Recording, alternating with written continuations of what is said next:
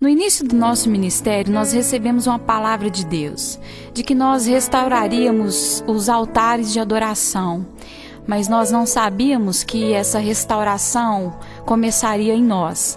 Em agosto de 2010, nós lançamos o CD Descansar em Ti e estávamos animados pelo que Deus poderia fazer.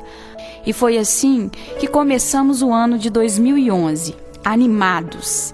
No último dia do ano, Deus nos deu uma palavra: vou aprofundar as raízes. E essa palavra soou de certa maneira tranquila no nosso coração. Afinal, durante quase todo o ano de 2010, Deus nos mandou orar juntos. E a nossa oração diária era: Deus, nós queremos ir mais fundo contigo. Aqueles dias foram dias marcantes na nossa vida como ministério. E hoje a gente entende que Deus estava nos ajudando a fazer reservas para os dias maus que viriam. Em 2010, a notícia da gravidez da minha irmã caçula, a pastora Flávia, foi recebida com muita alegria.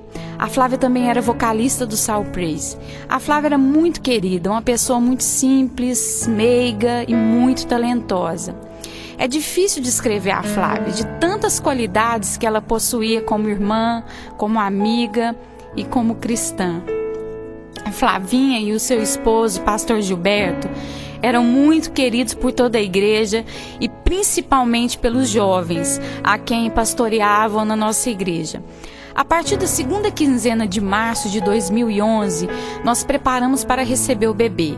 Era o primeiro filho da Flávia e do Gilberto. E tudo estava pronto, o enxoval dos sonhos da Flávia, o quartinho do bebê, que ela mesma produziu com cada detalhe com as suas próprias mãos. E então, no dia 31 de março, a bolsa se rompeu e ela foi levada ao hospital. A alegria naquele dia foi geral. Eu estava entusiasmada, porque afinal seria meu primeiro sobrinho, e toda a família se dirigiu ao hospital eufórica. Os meninos do Soul Praise foram avisados e a festa prometia muito. Meus pais, que são pastores da igreja, estavam emocionados com a chegada de mais um netinho. E o Gilberto não cabia em si de tanta alegria por causa do seu primeiro filho. Porém, como diz a música Até o Fim, escrita pelo próprio pastor Gilberto, os pensamentos de Deus são mais altos e agora nós é que temos que entendê-los. Nós estávamos na porta da sala de parto aguardando a chegada do bebê. Nós tínhamos orado com a Flávia antes e ela estava tranquila, sorrindo com a calma de sempre. O tempo foi passando e de repente percebemos uma movimentação estranha. Médicos e enfermeiros entrando e saindo da sala de cirurgia sem dizer o que estava acontecendo. De repente caiu um silêncio desesperador. Ficamos angustiados, aflitos, sem saber o que estava acontecendo e aquilo pareceu uma eternidade. Então toda a igreja foi avisada de que algo de errado havia acontecido e todos os irmãos então foram ao hospital e começaram a interceder e a orar pela Flávia e pelo Guilherme. Quando a notícia finalmente veio, o chão pareceu fugir de debaixo dos nossos pés. A Flávia havia tido algumas paradas cardíacas e supostamente foi provocada por um choque anafilático no momento da anestesia e não havia resistido. E o seu bebê, o Guilherme, nasceu com vida, mas depois de algumas horas ele também viria a falecer por insuficiência respiratória. Se você já passou por uma perda assim, você tem ideia do que nós sentimos naquele momento. E se você dedicou a sua vida inteira ao serviço cristão, e se você se empenhou, abriu mão da sua própria vida e dos seus sonhos para se dedicar ao reino de Deus, você também sabe qual foi a primeira impressão do nosso coração. Nós ficamos atônitos. No lugar da festa, o que nós recebemos foi o luto. Eu me lembro que quando eu recebi a notícia, foi meu esposo que trouxe a notícia e ele me disse: olha, Franciele, a Flávia não resistiu. E nesse momento eu falava para Deus: Deus, não faz isso comigo. Não faz. Era a única coisa que vinha no meu coração. Deus, não faz isso comigo, porque isso eu não dou conta, o Senhor sabe. O Senhor sabe que isso eu não vou suportar. E eu comecei a chorar muito e a chorar. E a minha irmã também estava lá na minha casa, a minha irmã do meio. E ela também estava grávida, já de 5 meses. E foi uma dor terrível, porque a gente era muito ligada. E a gente era muito junto. Tudo que a gente fazia era junto. Se a gente ia comprar roupa, a gente era junto. Se a gente ia comprar sapato, era junto. E os nossos maridos eram muito amigos também. Então, se a gente viajava junto. Então, foi muito difícil. E eu me lembro que a hora que eu consegui falar com meu pai, a primeira coisa que eu falei para ele foi: Pai, eu ainda amo o Senhor. Eu ainda amo Deus. Eu consegui amar Deus ainda. Nesse momento, eu amo Deus, porque o meu maior medo era não conseguir amar mais a Deus. E foi a primeira coisa que eu falei para ele. Eu me lembro que ele disse: sempre, minha filha, sempre. A gente sempre vai amar a Deus, independente de qualquer situação. Eu nunca imaginava qual seria a reação dos meus pais quando isso acontecesse. Porque meu pai, ele dizia para Deus: Deus, toca em tudo. Toca nas minhas finanças, toca na minha vida, toca em tudo. Mas nas minhas filhas, Senhor, o Senhor não toca não. Porque eu não sei se eu dou conta. E a gente teve que viver isso em Deus, e hoje a gente sabe que é possível. Mas no meio de tanta dor, nós podemos conhecer uma outra face de Deus. A vontade de verdade era de parar. O Salpraise não tinha mais condição de continuar. Ninguém queria cantar, não havia razão nenhuma para cantar. A igreja e o ministério viveram dias terríveis. Foi um tempo tão difícil para nós como ministério, porque a gente sempre foi muito junto, muito unido. Então a gente não sabia como que a gente poderia passar por aquilo. Deus foi abundante na sua graça, no seu consolo, no seu auxílio. E nós ficamos um tempo sem ministrar e chegamos a cancelar compromissos do ministério, porque o tempo não era para a música. Depois de cada crise, a graça se manifestava e nos sustentava um pouco mais. Porém, um dia, quando nos reunimos para orar juntos, o Senhor falou muito conosco, e bem no meio daquele caos de dor, de saudade, de perplexidade, Ele nos mandou recomeçar.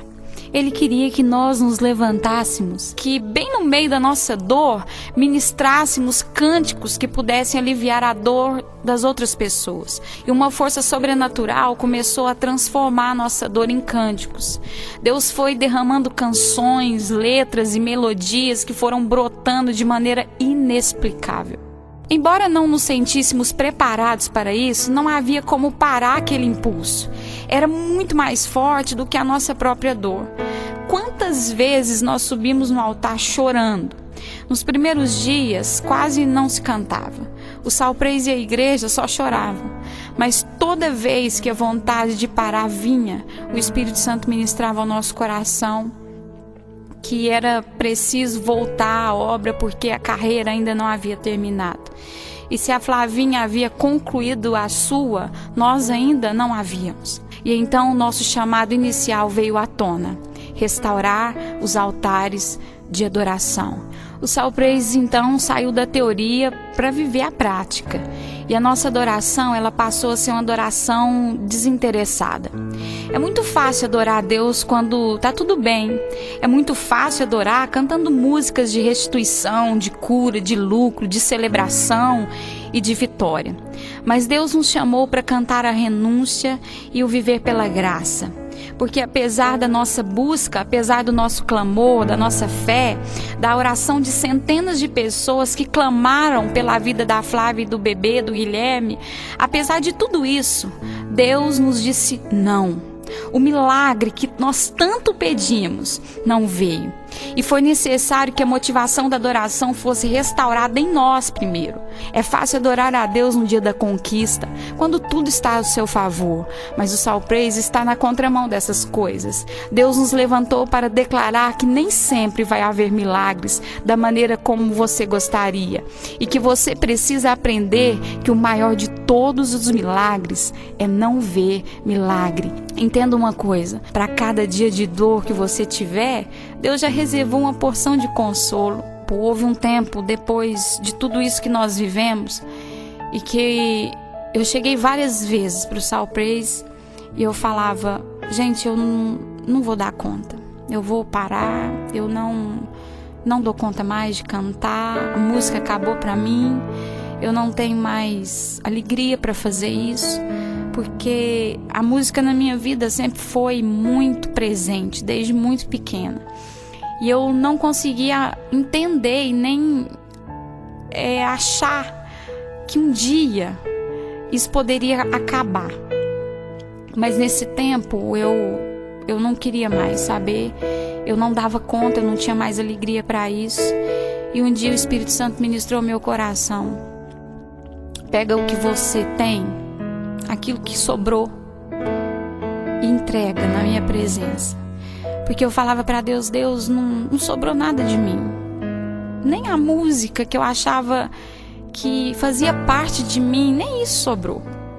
Então essa palavra que veio para o meu coração, ela me fez continuar, ela me fez prosseguir. E essa palavra é para você hoje, é para você agora, é para o seu ministério, é para a sua vida, é para a sua casa. Se você tem passado por dias difíceis demais, dias de dor profunda, como nós vivemos, a palavra de Deus para você é essa. Pegue o que restou e oferece na minha presença. Talvez nesse momento a pergunta seja, haverá forças para recomeçar? A essência da unção do recomeço é recomeçar quantas vezes for necessário. É perder, mas nunca se sentir derrotado. É ser ferido, mas nunca destruído. É prosseguir mesmo com o coração sangrando. É responder às perdas, à dor e ao prejuízo com um eis-me aqui.